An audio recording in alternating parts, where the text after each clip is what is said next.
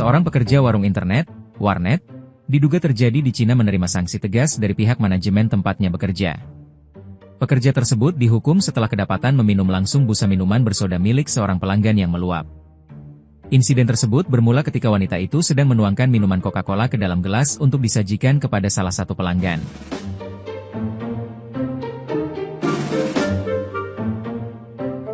Saat dituangkan, busa minuman tersebut meluap hingga hampir tumpah. Secara refleks, pekerja tersebut langsung mengarahkan mulutnya ke bibir gelas untuk meminum busa yang meluap. Namun, aksi spontan tersebut dilihat langsung oleh pelanggan.